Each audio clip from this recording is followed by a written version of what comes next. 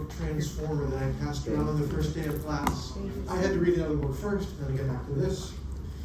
And I kind of like this quotation. Has anybody heard of the biochemist whose name is Warburg Vodwook?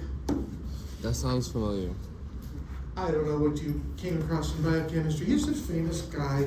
He did a lot of work on respiration, the Krebs cycle and respiration. And at one point, this book talks about a social occasion. Apparently, the cancer biologist Angela Otto wrote this. Anybody knows Angela Otto?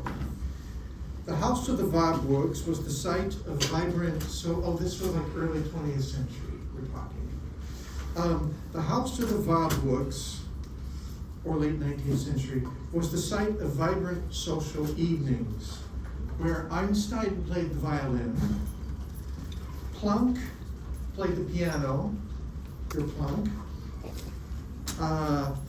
J.H. Van 't Hoff, whose names you might remember from the famous Van 't Hoff equation, and Walter Nernst, or Nernst, of the Nernst equation of last semester, contributed to the musical, literary, and philosophical entertainment. No doubt these guests seeded and fostered Otto's interest in national science and molded his personality. I just love the fact that all these people were great scientists, and then they did this other stuff too.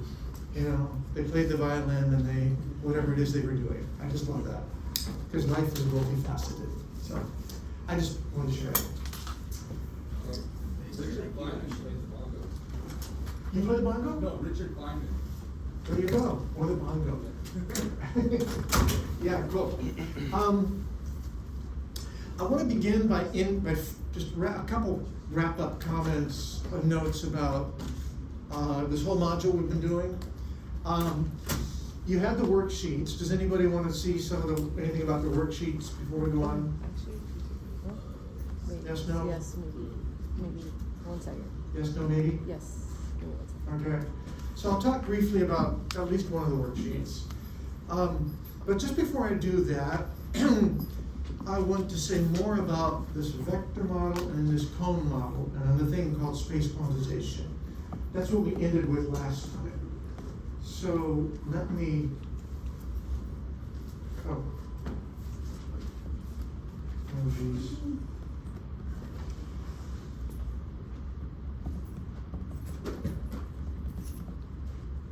Okay, there we go.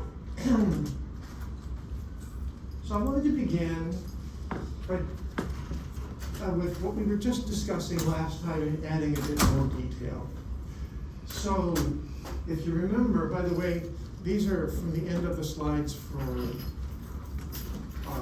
Monday, and I updated, so these are actually now the slides for Monday.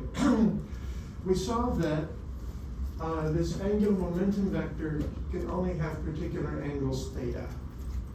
And that's kind of weird because classically angular momentum can have any value, but no, only particular values. And so we gave a name to this phenomenon, quantum mechanical phenomenon. It's called space quantization. There was an experiment called the Stern-Gerlach experiment, or I have to say it, Stern-Gerlach experiment, that really showed this was the case.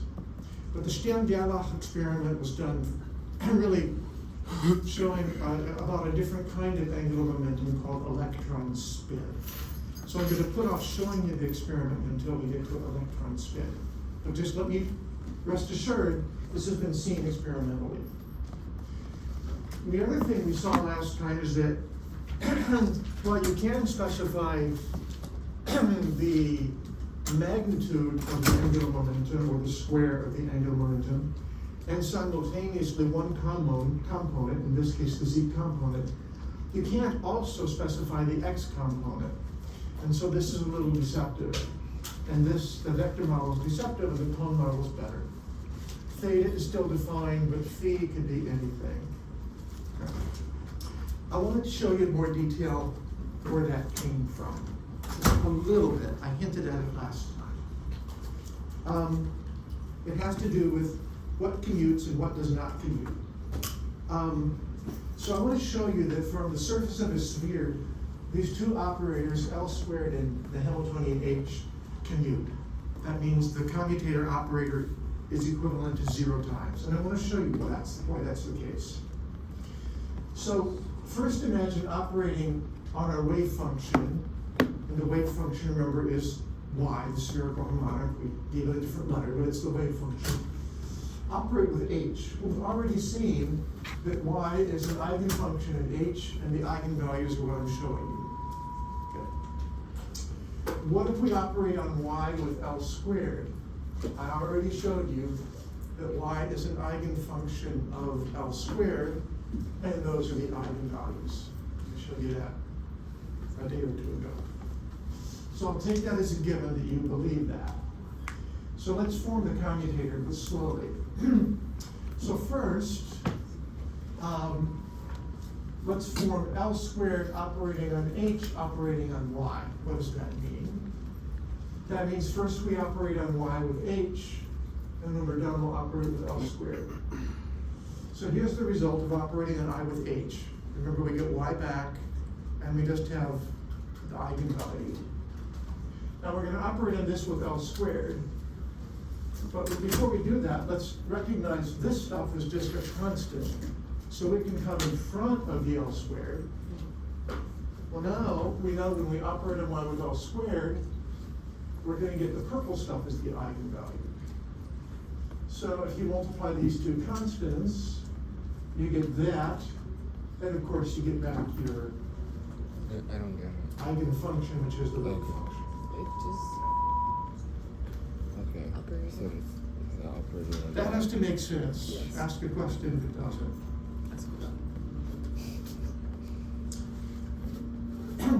Now we're going to reverse things.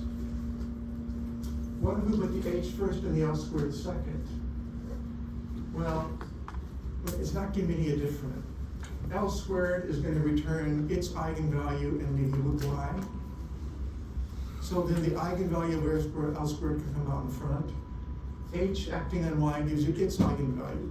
I'm not going to put everything What's the down. differential? You'll end up with the same stuff, constant, It's just times the original eigenfunction. just operators are what? They don't have to go. So I get the same thing using that order acting on Y as I get using that order acting on Y. This eigenvalue is the same thing. So the commutator is equivalent to this minus this acting on Y, which is this minus this, which is 0. That proves it. So consequently, this commutator is equivalent to 0 times. So that's kind of cool. I want you to notice something though. These two operators happen to share the same set of eigenfunctions. Right? The Hamiltonian operator has the same set of eigenfunctions. Y has Y is an eigenfunction of H, and Y is also an eigenfunction of L squared. So it turns out that anytime two operators share the same set of eigenfunctions, those operators will commute. Okay. I've restricted myself to Y, but it actually will work for any function. You know, they will. Well, but that's enough said right there. Okay. It's a little deeper than that, but I think that's enough for now. Questions? So this is the take home. So if I've got two operators and I show that they have the same set of eigenfunctions, they will commute. So let's think about L squared and LZ, more to the point. Well, we already saw the eigenfunctions, the eigenvalues of L squared and its eigenfunctions. So the spherical harmonics are eigenfunctions of L squared, and that's the point. What about the eigenfunctions of LZ? Well, it turns out that the spherical harmonics are also eigenfunctions of LZ, and the eigenvalues in L are. Now, if you're not convinced, you can go through what's in blue. I'll speak it slowly, but you know, that is LZ acting on Y. That should be a phi, by the way, I've got to correct it. Should be h bar over I dd phi, that's what that is, acting on y. Remind yourself what y is. It's f of theta g of phi. I wrote it out this way to show you that I can take the f of theta out in front of the differential operator. That leaves me with this. What is g? I showed you earlier that g is the complex exponential.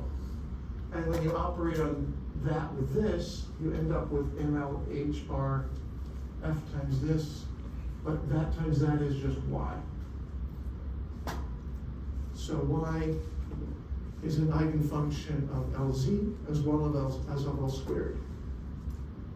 So L squared and Lz share the same set of eigenfunctions, and therefore they commute. Okay. We can say it right away now without going through things. Questions? Yeah. How is it that the vector model doesn't account for the complementary components?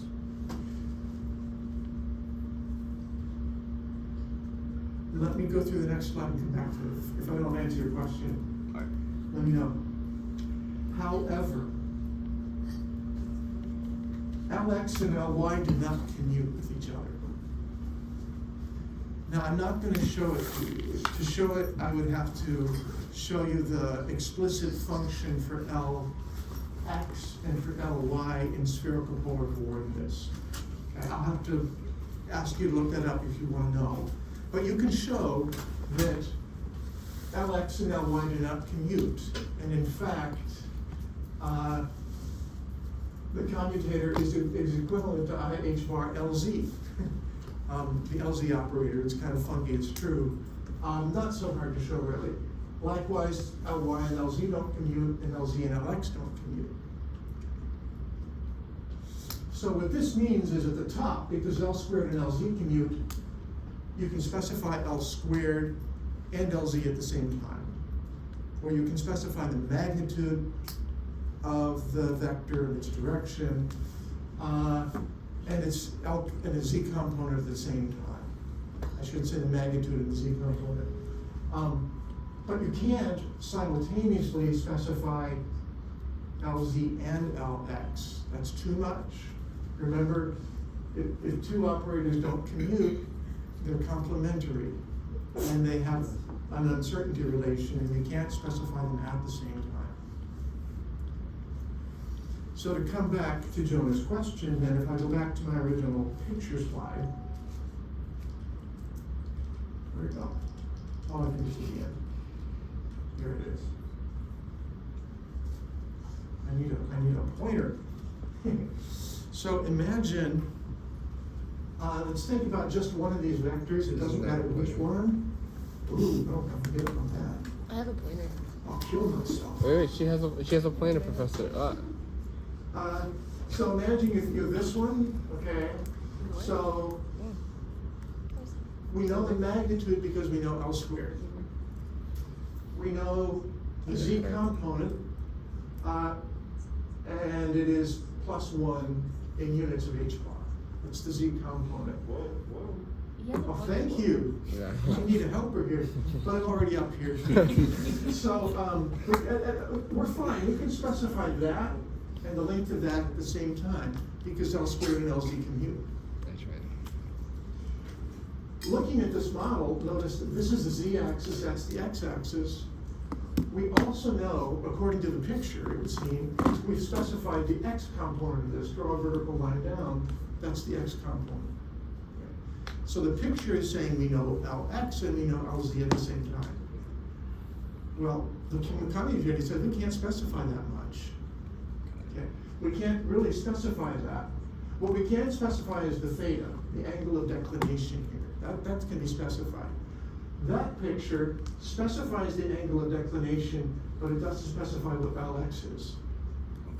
Okay. Phi is indeterminate. Phi is this direction. Yes. I just want to say, like, looking at these, it's like, I don't want to say it just erases everything I know from geometry. But like in geometry, for example, if you know like the hypotenuse, which to me LZ seems like a hypotenuse. Yeah. Like you should be able to figure out the legs, or the possible positions of the Yeah, legs. yeah, yeah, exactly. Quantum mechanics doesn't map directly onto geometry. Okay. Okay. So you just have to take these, if that confuses you too much, leave it aside and just work with this. We use the vector model a lot. It's good to remember that it implies more than can really be applied. Questions? Yeah. Actually, what he said. Oh, Yeah. okay. Yeah. Yeah. Sometimes math doesn't quite work for quantum mechanics. I mean, math always works. It always works. What I'm saying is the geometric representations we draw don't necessarily, we often draw a representation to show something that's important, and yet that particular representation actually implies things that aren't true. And that's the problem with the vector model. So you have to be careful with it. So that's basically it. I kind of wanted to show you, if you want, I don't know, I've got the worksheets solved, I'll put them up. How many people would like to see the worksheets here? I just want to know what the plus and minus. The worksheet 2. Worksheet 2? Okay, let's take a look at worksheet 2, and then if that's not enough for people, we can go back to the other one. Which is this one. Listen, I'm just there to take it. This is Oh, it's 2, a- right? Mm-hmm. Back. Oops, that's the worksheet, not the solutions. I gotta download the solutions. That's the worksheet 1. Let me, shoot, I lost it.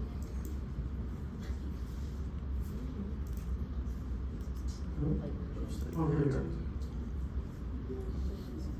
You? I just looked at some notes from the beginning, like last night. Did some minor ones.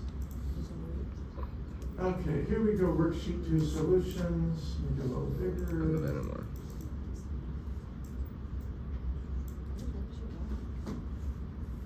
So I'm going to talk through it and just interrupt me when it doesn't make sense. Consider the spherical harmonic. This is y0, 0. Determine the probability of finding a particle in this region. So I said first draw a sphere and shade the region so that we know what we're talking about. So remember, theta is this angle right here, and going from 0 would be pointing straight up, and pi over 2 is pointing at a 45-degree angle. Okay, that's that much. Now phi, go from 0 to pi over 2, you'd actually have to go all the way from here to here. From the x-axis all the way to the y-axis. It's not drawn quite right. That would be pi over 2, right? So you see the red shaded part? That's explicitly for theta from 0 to pi over 4, and phi from 0 to pi over 2. Yeah, exactly. So that's the region we're talking about. Does that kind of make visual sense? Then the calculus question is to calculate what the size of that area is. And that's this double integral. Remember, this is just a Born postulate. We're integrating over phi going from 0 to pi over 2, and theta going from 0 to pi over 4 of psi star psi. The size is y. Well, each of these y's is 1 over the square root of 4 pi. So that gives you 1 over 4 pi. And since it's a constant that comes out in front, you have to arrange this. So I first did the integral over theta, and we did this before. But now we're going from 0 to pi over 4, so you have to put in these limits, and I got 0.293 for the cosine. Then that's out in front. Now I have the integral from 0 to pi over 2 of d phi, and that's obviously pi over 2. So in the end, in terms of a number, you can see what I got, 3.66%. It's a small fraction of the surface.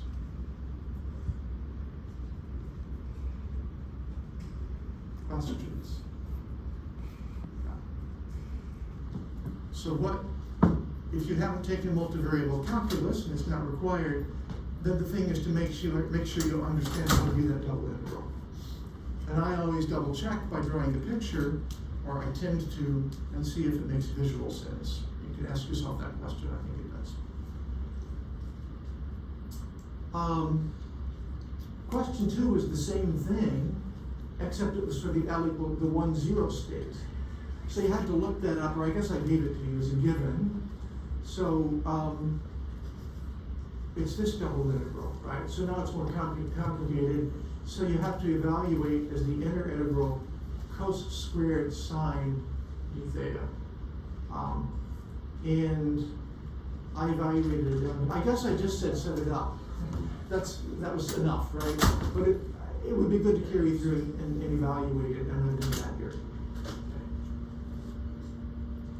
And the interesting thing is we're talking about the same region of the sphere, right? That little part 0 to pi over 4 and 0 to pi over 2. But notice we got a different percentage this time, 5 instead of 3%. That's because the wave function's into a wave function. Okay. Any other questions on the worksheets? Could you show how to figure out the signs, like the positive or negative? It's in the other worksheet. I thought it was this one, but it was I think the other one. Where the wave function is positive and negative? Yes. So it's probably easiest to go back to where I talked about it here.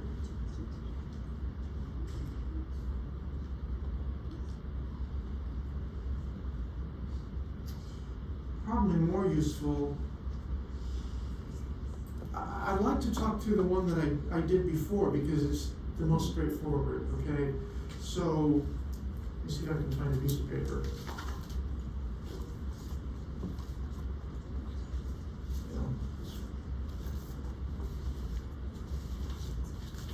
Back of this. I know you don't see what I'm writing yet, but I need to copy it.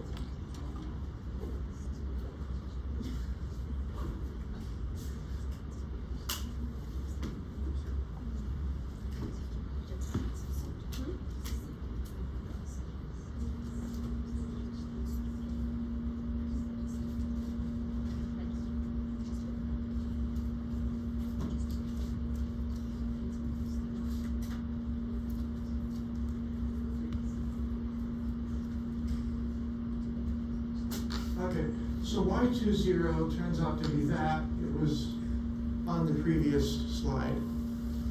And my question is, for what values of theta does y20 equal 0? That will give me the nodes. And so, obviously this is going to be when 3 cos squared theta minus 1 equals 0, right? And so that's cos theta equals plus or minus 1 over the square root of 3. And you can figure out what that corresponds to.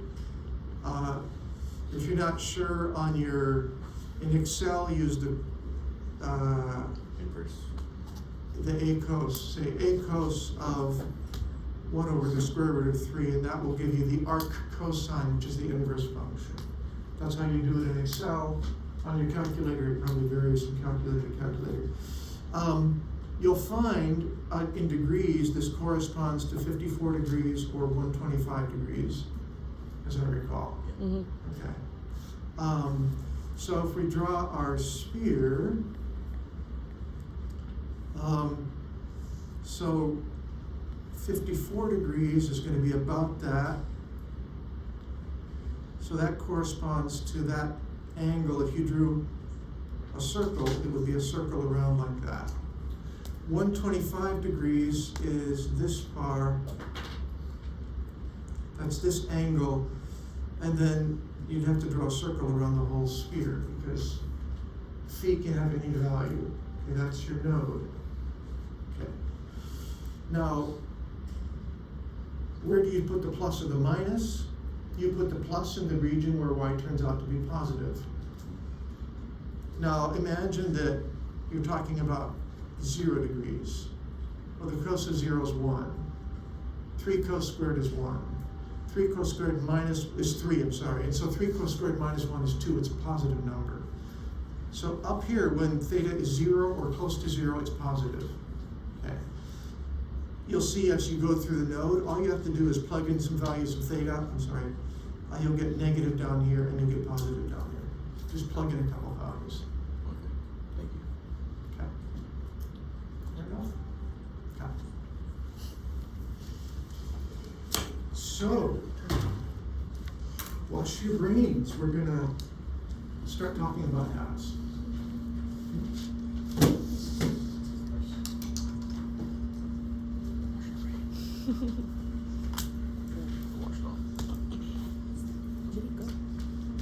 I'll see if they're down there for now.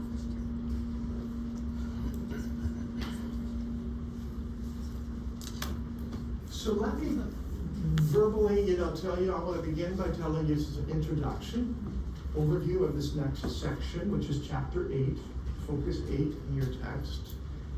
And then I want to dive into the beginning. When we start talking about the details of the beginning, though, frame of mind. Okay.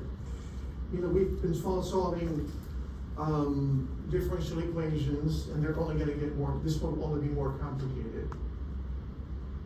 Don't focus on the fine details, because we're actually not going to go through the process of solving the differential equation. It's fascinating and worth doing, but it's another course.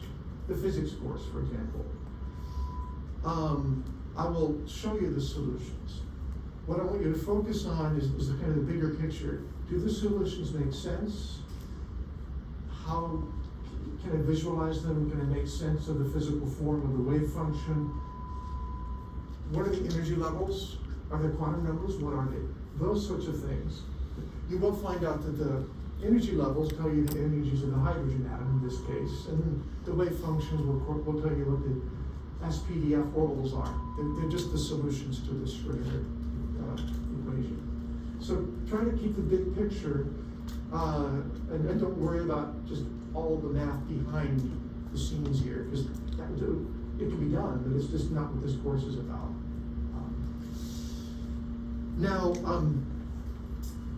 the way this chapter is set up is we're going to begin by studying the simplest of atoms. That's hydrogen. One proton in the nucleus, if it's a protein, which means just no neutrons, and one electron. It's a hydrogen atom. It really doesn't matter. It could be deuterium. We could have a neutron that would just change the mass of it. At the same time, notice that's one positive particle, essentially what is called the nucleus of particle, if you will, and one negatively charged particle, that's the electron. It turns out that we'll get essentially the same Schrödinger equation if we let the nucleus have a +2 charge or +3 charge, as long as we just have one electron. So what we do will apply to the hydrogen atom, or helium plus, or lithium 2 plus, or beryllium 3 plus, etc. So ions as well as. And we're going to call all of these things atoms. We'll say hydrogenic atoms. Hydrogenic means like hydrogen, and it means one nucleon and one nucleus and one electron. Okay. So we're going to spend some time actually talking about the solving or presenting the solutions to Schrödinger's equation. What I'm going to focus on is making sure you believe what Schrödinger's equation is, what the Hamiltonian is, to see it makes sense. And we'll learn a lot by examining this. We'll see where the SPD and F orbitals come from. We'll be able to see why they have the shapes that you drew in general chemistry and continue drawing everywhere in organic.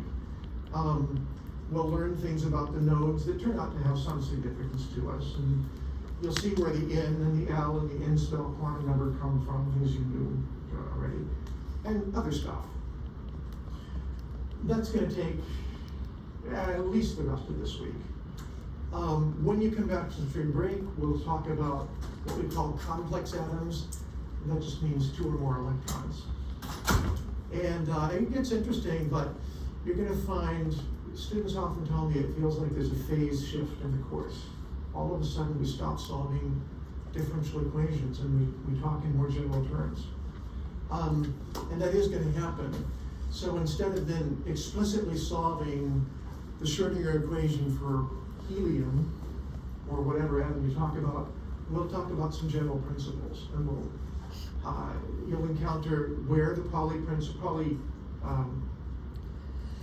exclusion principle comes from. Thank you. We'll talk about a very deep principle of quantum mechanics, the one hypothesis that is left over, we haven't talked about.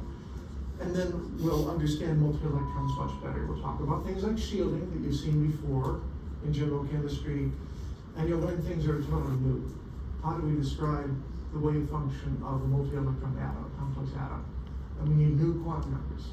So that's kind of where we're headed, and it'll take us a little while.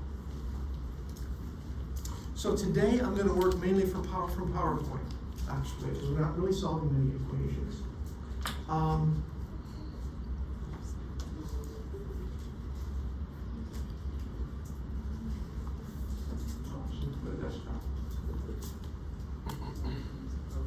I guess, are you trying to do that? Okay, here we go. This is the overview I just gave. So when we talk about these hydrogenic atoms, again, we're going to separate variables. We keep doing this. Okay. Notice we just got done with the particle on the surface of the sphere separating theta from phi. Now we're going to have one more. And then I'll present the solutions we'll get one new equation out of this. It's called the radial equation. And then we get old equations we've seen before. So we'll have to talk about the radial equation and its solutions. And then we can talk about the energies and the wave functions.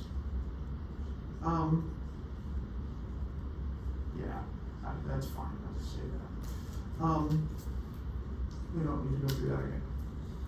So let's talk about the hydrogen atom. Here's a hydrogen atom, or hydrogenic atom. It's got a nucleus, it's got an electron. What is the Hamiltonian? Remember, the Schrodinger equation is just H acts on psi gives E times psi. What is the Hamiltonian? You can write it down immediately. It looks maybe complicated though. This is the kinetic energy of operator for the coordinates of the nucleus. N stands for the nucleus, not nitrogen.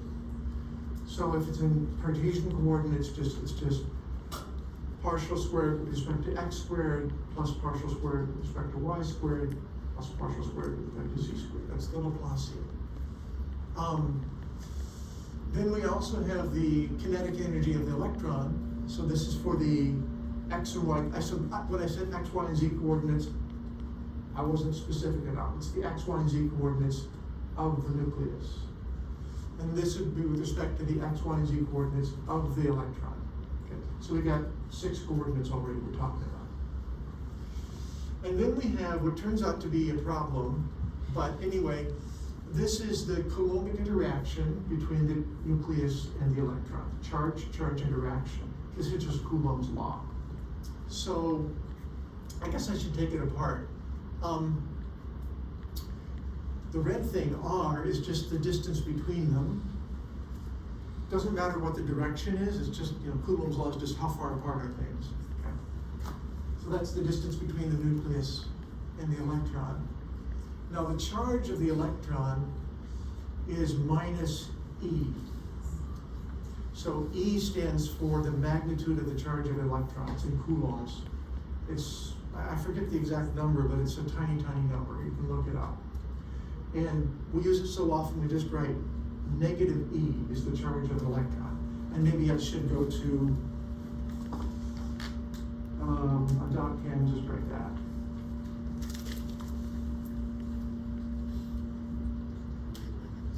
goes.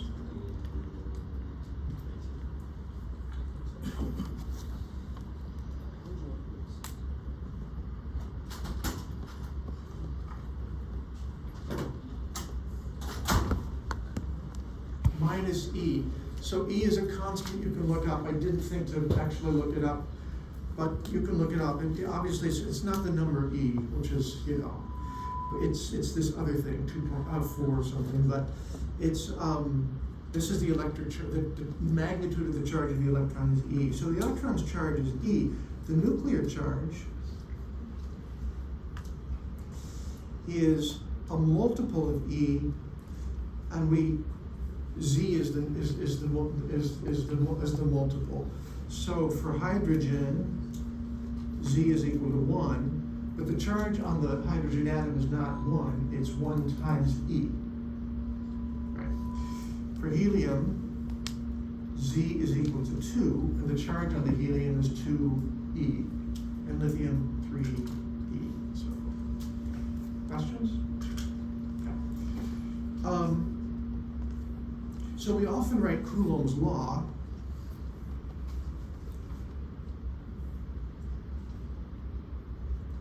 as Q1, Q2, two charges separated in space,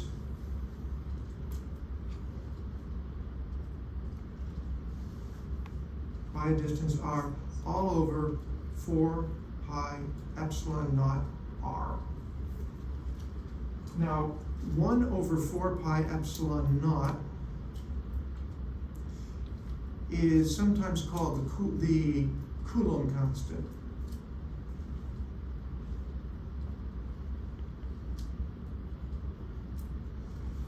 I know it's got multiple parts, but it's essentially just a Coulomb constant, sometimes written Ke. And E naught itself is called the permittivity of a vacuum.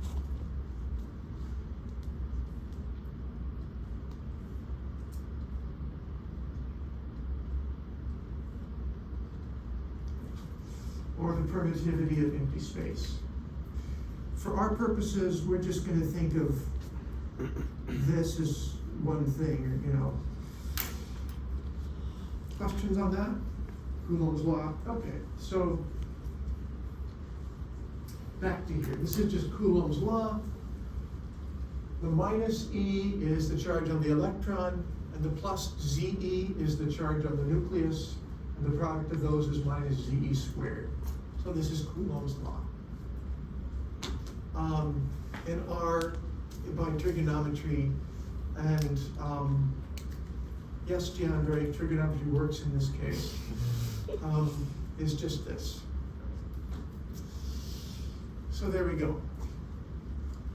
Now we're going to begin our problems. You know, you can simply use this Hamiltonian and solve Schrodinger's equation. Fine. We're going to go through a whole series of separation of variables, and I'm not going to take you through it. I'm going to tell you it will work if you try it, right? First, I'm going to change coordinates. Okay. This will work. So,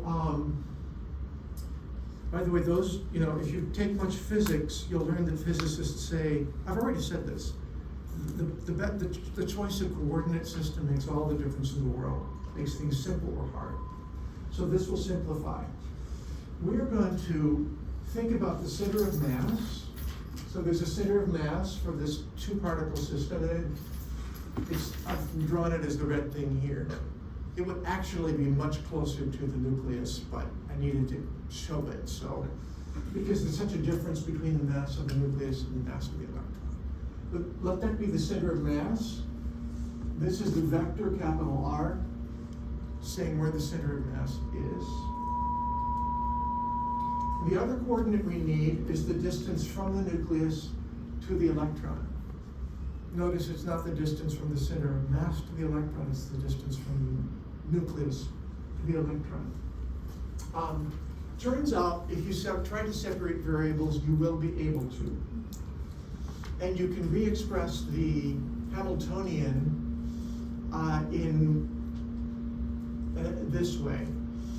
So this is now the kinetic energy of the whole molecule. So you have to add together the mass of the nucleus and the electron, and that's what this capital N is. It's the mass of the whole molecule. And this then is the kinetic energy operator of the center of mass. The second kinetic energy operator is kind of funky. I didn't give it a subscript, but it is, you can calculate the reduced mass or effective mass of these two things. And remember, if you have a really light thing and a really, really heavy thing, the reduced mass is almost the same as one of those. Is it almost the same as the light thing or the heavy thing? The light thing, right. The difference is 1,000, electron is 1,000 times lighter than a proton, roughly. So you can think of mu here as essentially the mass of the electron. Not much difference. Right, and so this then applies to the reduced mass. It's as if we had one particle we're talking about, really, which is almost like the electron. So this almost is like describing the motion of the electron about a fixed neutron, of a fixed nucleus, but not quite. Very close to it, but not quite. It's really a reduced mass. Okay. This then is the same as what was upstairs. Okay. So what? We separated these from these. Okay. So let's talk about this part first. It's boring. Okay. So we'll end up with two differential equations. This one is for the center of mass by itself. Notice there's no potential energy. That's because we're picturing the molecule itself as being in empty space, right? If you prefer, you can think of it as enclosed in a cube or whatever. Then it's like a particle in a box. Or you can think of it in empty space, and then it's like a free particle. Whichever it is, we've already solved that problem. We solved the free particle problem, we solved the particle in a box. But you know, we're not really interested in the motion of the atom as a whole. We're really interested in the relative motion of the electron with respect to the nucleus. So I'm not going to talk about this one anymore. We're going to leave it aside. It's a problem we solved. If we want it, we can think about it. We don't. It's not what we need. Okay. So this looks a little scary. So now we have the differential equation for the relative motion of the electron in the nucleus. And now I added REL to the wave function because it only describes the relative motion, okay, of the two. But I'm going to stop writing REL and I'm just going to write psi right now. Okay. So this psi describes the relative motion of the electron in the nucleus. And it's almost the same thing as an electron around a stationary nucleus. Almost, but just not quite. But for your own mental picture, just imagine this is the wave function for the electron. That's probably pretty good. So it's got three coordinates, x, y, and z, but we're going to choose r, theta, and phi. That you can anticipate will be helpful because Coulomb's law depends only on r, the distance between the nucleus and the electron. We don't want x, y, and z. We want r, theta, and phi. We in general terms, we describe the Coulomb potential as a central potential. Okay? And it only depends on the distance. So, del squared is this Laplacian we've seen before in spherical polar coordinates, not new. It's a little scary to look at, but it's not new. And v just depends on the r part. Okay. So, this is now our equation. This is our Schrödinger equation. Does this look at all familiar? Yes. This is a particle in a sphere, except there are two little extra bits, or three. Can you see the extra bits? That's potential energy. We have a potential energy. We had no potential energy for the particle in the sphere. Anything else?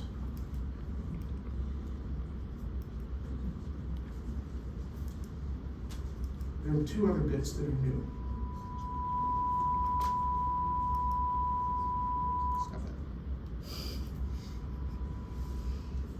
The area? The derivative with respect to r and the second derivative with respect to r. Remember, for the particle on the sphere, r was fixed. So those derivatives were 0. Sorry. So now r is not fixed, and we actually have to solve for r. So the wave function is going to depend explicitly on r, theta, and phi. We can separate variables, and I will put up the whole process so you can follow it if you want to, but just on Canvas. We're not going to go through it in class. When you do the separation, you could separate it into three functions, something of r, something of theta, something of phi. But it turns out that the theta and phi part are our old friends, the spherical harmonics. The r part is this new capital R of little r. Okay. So, the angular equation is that. We've solved it before. The eigenvalues are this, and the wave function is that. There's nothing new for you. I'm sorry. It's this particle on the surface of a sphere problem again. Okay. So part of this, is already done. Just as when we worked on the surface particle of the sphere, we found that part of the function, the phi part, was the same as particle in a ring. We just bootstrapped our way. This though is new. This is the function of little r, capital R of little r. We call that the radial equation. I'll forget what I got in red there for the moment. Let's not take it too early. I'll talk about it in a moment. This is the equation. So it's been solved. I'll show you the solutions. Capital R is called the radial function. Sometimes people call it the radial wave function. It's a little deceptive because R by itself is not the wave function. It's just a function. It's not until you have R times Y that you've got a wave function. But anyway, if wave function means solution to Schrödinger's equation. You will find that capital R, the radial function, depends on L, our old friend, the orbital angular momentum quantum number, and a new quantum number, N, which will be our principal quantum number that you've seen before in atoms. E represents the total energy of the whole system. So we're going to talk a bit about R and a bit about E. Interpretive things. Sometimes we organize the equation this way, and the potential energy, of course, is V of R. That's the Coulomb potential.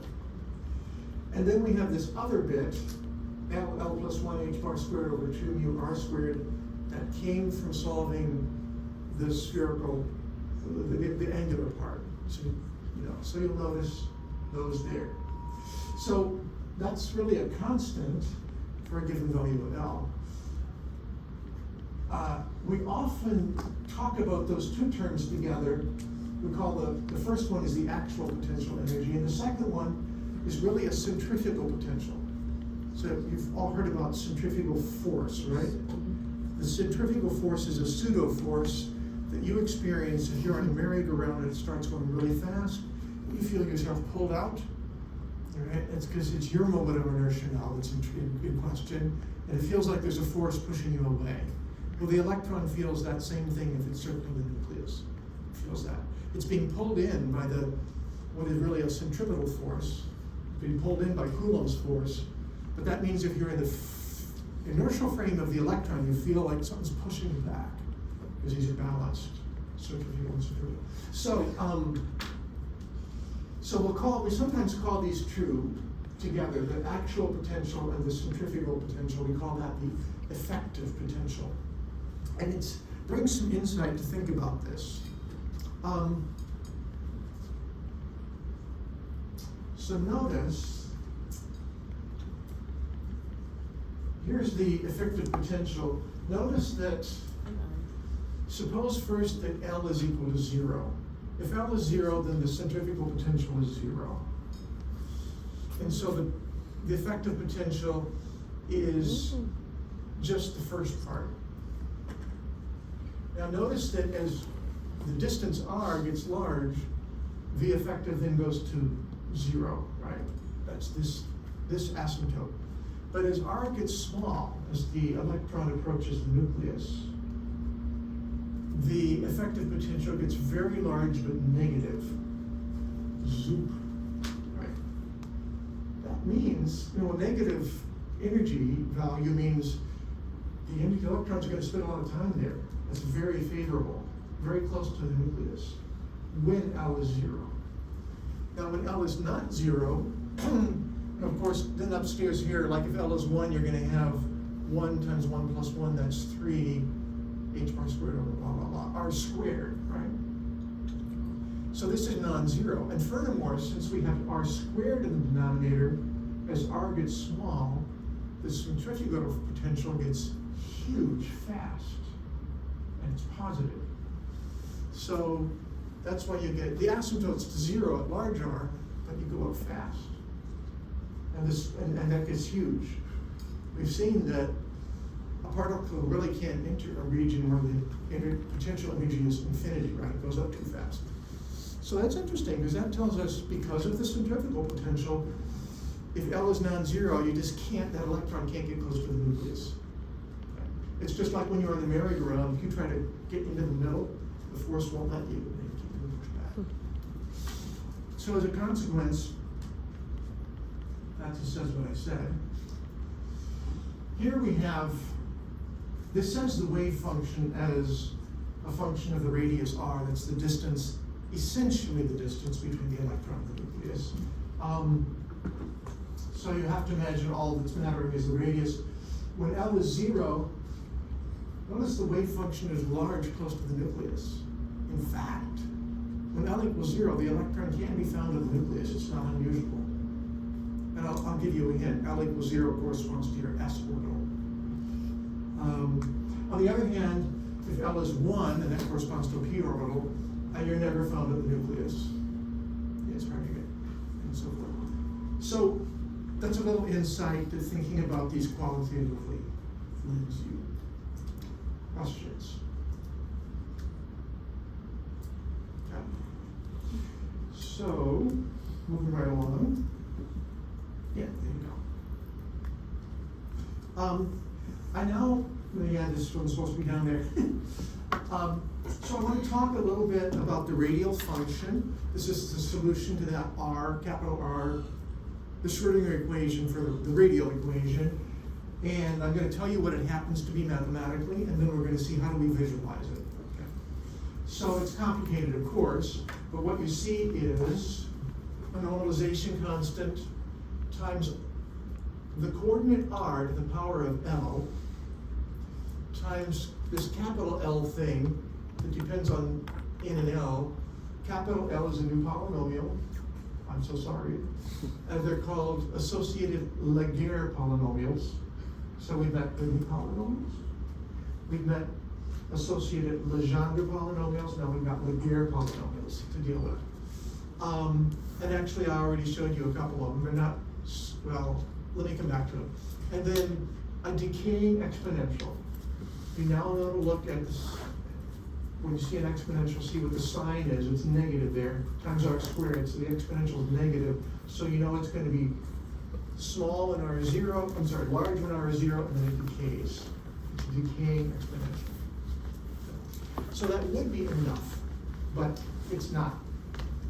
Okay, quite enough. Well, let me go. I could use this equation very conveniently for hydrogen. I'd like to have an equation that works for hydrogen and also for helium plus or lithium 2 plus, any hydrogenic atom. And of course, for these different hydrogenic atoms, the nuclear charge is changing. It's going up, right? Helium's got a nuclear charge of plus 2e, lithium plus 3e. So if you have only one electron, it's going to be held really tightly, more closely to the nucleus, right? So if I want one equation that's going to work for all the hydrogenic atoms it's helpful to steal the coordinates. So we call using reduced coordinates for any atom. So we talk about R of rho, and rho to the L, and the Laguerre polynomial of rho, n minus rho over 2. Let me show you what rho is defined as. So rho you can call a reduced variable. That's all it is. It is 2 times the nuclear charge, not the actual charge. There's no E up there. It's just the integer that you precede E with, divided by n, the principal quantum number time, and divided by A. Now I have to define A. Okay. Everything else is here. A is this gross thing, right? It's just a constant. You can look it up. If you've got to calculate it once, you can, but it's basically done. Notice that A is, so epsilon naught is the permittivity of the vacuum. It's a constant you look up. H bar you know about. E you know about. Mu, that's just the reduced mass. Okay. But it's going to be different for every hydrogenic atom because the reduced mass is different. Right?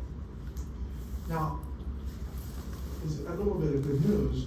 Remember, the reduced mass is almost the same thing as the mass of an electron, the smaller particle, right? Nucleus electron. So mu is almost the same as the mass of the electron, just not quite. But we can say this: if we had an infinitely large nucleus, infinitely massive nucleus, then mu would be, in fact, exactly the mass of the electron. So we've used, scientists have devised a constant whereby if you substitute the mass of the electron here, then you have constants you can look up anywhere, and the results we put a little subscript here. And we call this, it just has a name, the Bohr radius. You'll see why we call it that later. And it's this number, 0.0529 nanometers, or this many angstroms. It's just called the Bohr radius. Questions? So this is kind of accounting, bookwork. And when you're doing problems, you have to do the accounting, unfortunately. But conceptually, it's nothing new. So we're going to write R of rho instead of R of R. Okay? But remember in your mind, rho it's just proportional to the radius, proportional to that coordinate R. Okay? So here now are the Laguerre polynomials in terms of rho, and they're pretty simple. L1, m sub L0, I'm sorry, that's not right. And if n is 1 and L is 0, little l, then it's 1. And for 2, 0, it's 2 minus rho. For 2, 1, it's 1. And for 3, 0, it's a quadratic. For 3, 1, it's linear. And for 3, 2, it's a constant. Right? And you'll find that generally the case, that sort of pattern.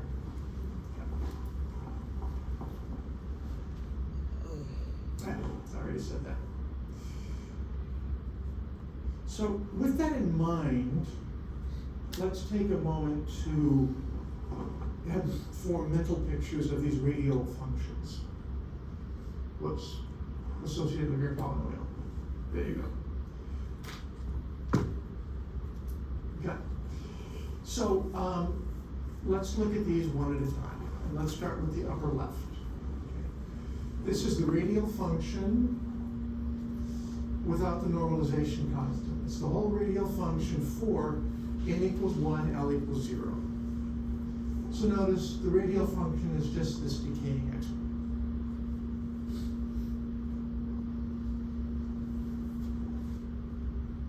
Yeah. Decaying exponential, yeah. Because rho is always positive and r is always positive. What about 2, 0? Well, 2, 0 is, there's the Laguerre polynomial. It's something times rho over 2. Okay. And one thing you'll notice is that if rho itself is equal to 2, you have a node. And I circled the nodes here, and I forgot to put one up there, so I had to fix this. Okay. But there's a node right there. If it's 2-1, there's no node, but you go up and you come down again. Notice if rho is 0, then the radial function is 0. And if rho is infinity, as rho goes to infinity, the radial function goes to infinity. But in between, there's a maximum. And then the rest. So this is for 3-0, you've got a quadratic in front, so of course there are 2 nodes. For 3-1, there's going to be 1 node, and then for 3-2, it looks very much like that. I want to draw to your attention the scales of the horizontal axis. For n equals 1, 0 to 3. That's your principal quantum number 1. For principal quantum number 2, 0 to 15, 5 times as large.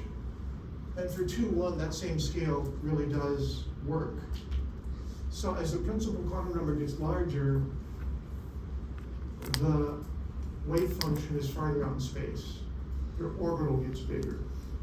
And then when the principal quantum number goes to 3, I really need to go out to 22.5. Questions?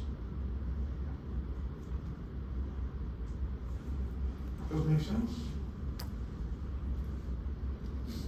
Sort of. So I'll fix this, but do make a note of where the nodes are and where the thing is positive, where the thing is negative. That will have significance for you. And also notice that as n gets bigger, the functions spread out in space. Yeah.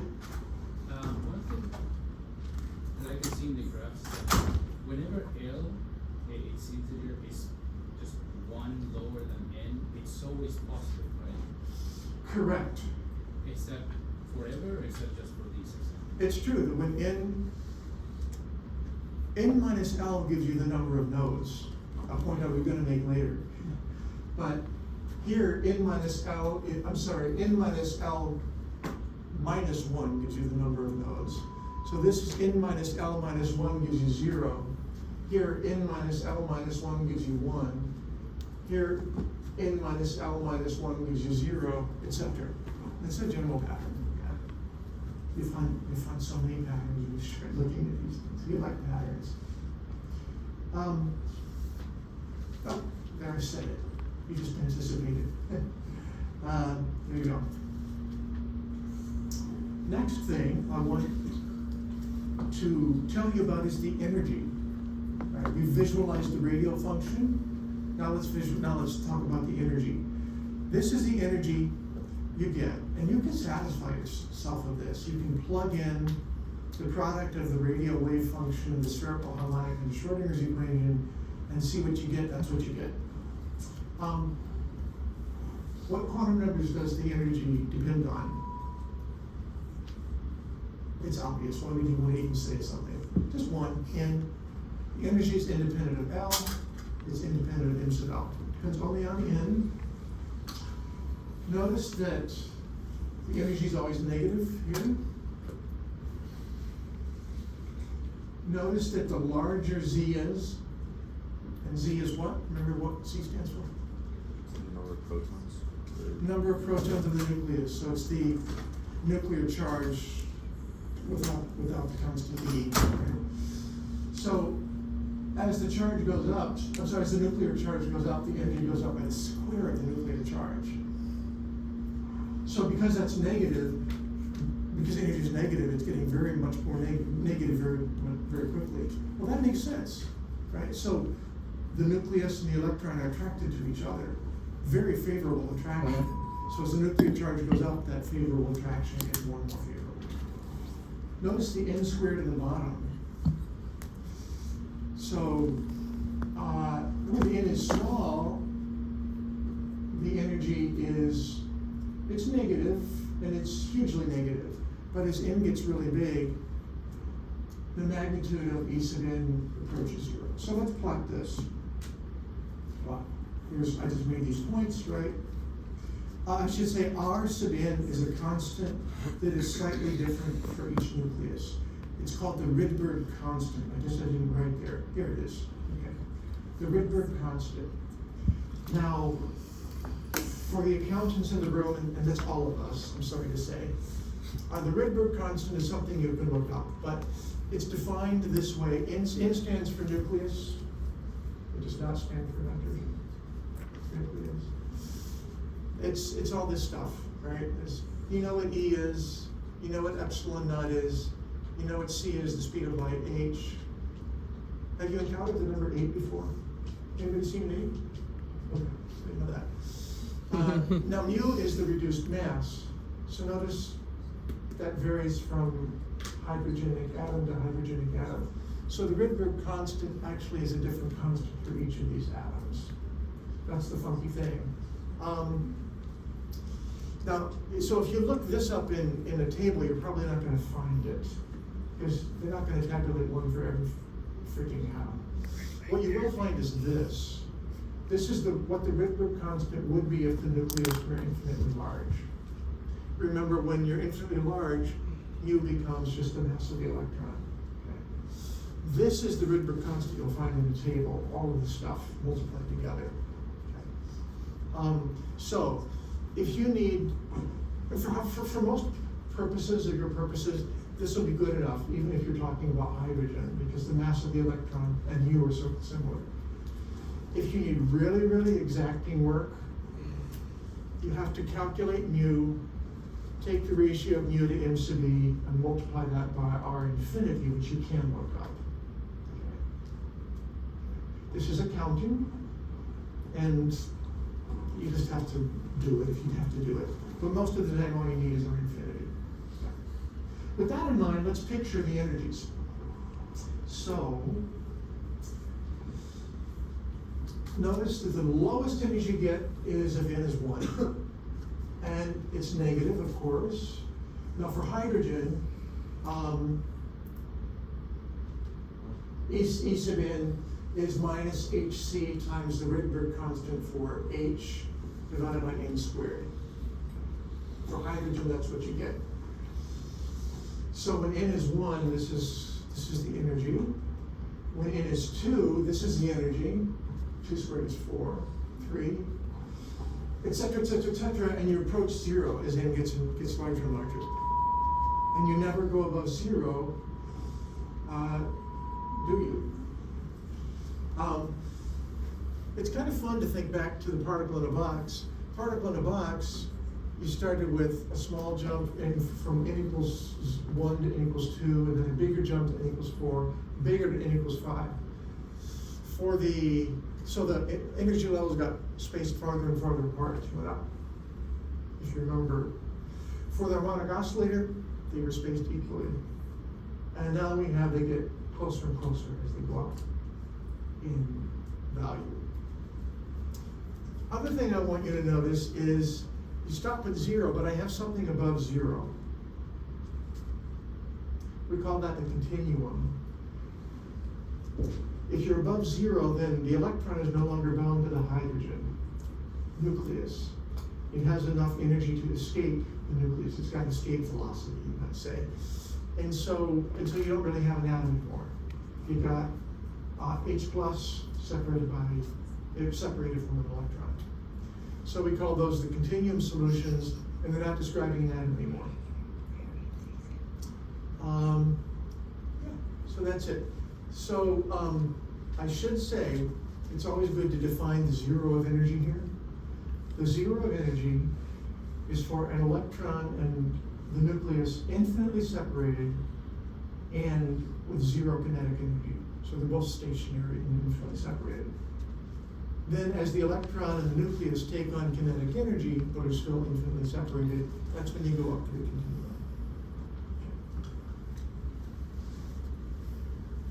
Let me just take a look here.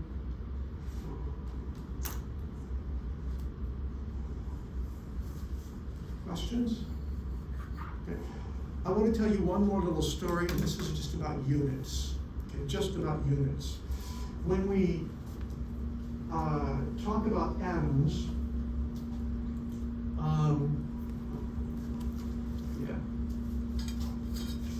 when we deal with atoms, the energies we're talking about are very tiny. becomes convenient not to use joules anymore for energy. And in fact, it becomes convenient not to use meters for length, but something smaller. And there's a whole set of units that have been devised that are called, collectively, atomic units. So I want to just introduce you to atomic units. There's a worksheet, and it'll involve, you'll find that all the calculations are easier if you just use atomic units in general. So I wanted to find them for you. The unit of energy in the atomic, so atomic units we abbreviate A.U, stands for atomic units. So the atomic unit of energy is also called the Hartree, and its symbol is E subscript H. It happens to be equal to 2hc times the Rydberg constant, and there it is in joules. So 1 Hartree equals that many joules. Okay. So for example, to show the utility of it, the energy of an electron in a hydrogenic atom is defined this way, depending on the bond number n. Complicated looking thing. If you change to units of Hartrees, it's just this. In using units of Hartrees, so it's simpler. So for the worksheet, Hartrees are going to be helpful. Another name for the Hartree is just the atomic unit of energy. And in fact, often when people use atomic units, they don't even say if it's the AU of energy or the AU of this, they just say AU. And they assume you know from the context whether it's length or width or something. The Bohr radius, by the way, that A0 thing, is the atomic unit of length. Yeah. So the atomic unit of length is the Bohr radius. So this many nanometers is 1 atomic unit of length.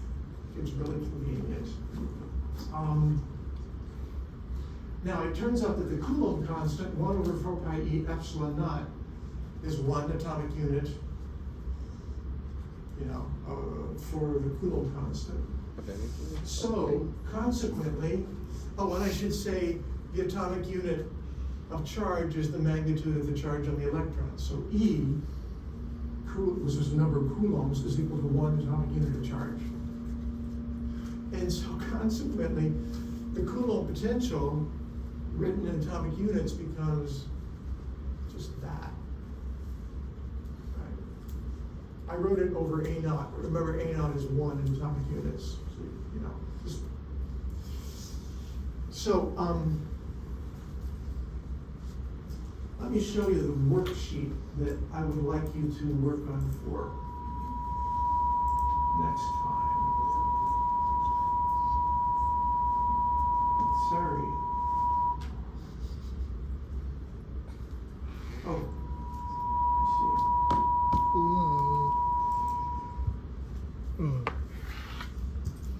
9% of 2.1 gigs used. It's not very much. 9% or 2.1 gigs? Yeah, it's really not. It's really not. 9% is not much either. You say that to get annual return of 9% every year. So this is going to sound part of it a little silly, maybe, but I think it will help build your intuition if you look at it. Calculate the energy of an atom in a 1s orbital with a hydrogen atom, a helium plus ion, and a lithium 2 plus ion, and rank order. Right? That's from here. Z is all that's changing. 1s orbital means, it tells you right here. The next one, calculate the energy of these orbitals, but in atomic units and plot them. Then likewise for the Coulomb potential, calculate the potential of these different distances, but in atomic units.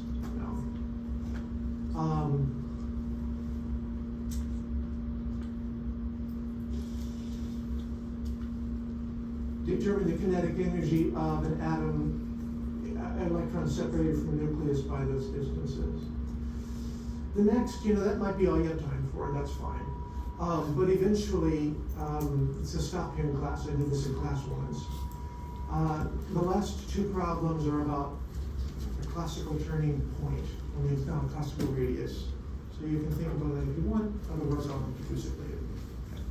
So that is it. Our goal next time is to talk about the wave function for these hydrogen atoms. We talked about the energies and the radial function. We'll talk about the orbitals. See you on Friday.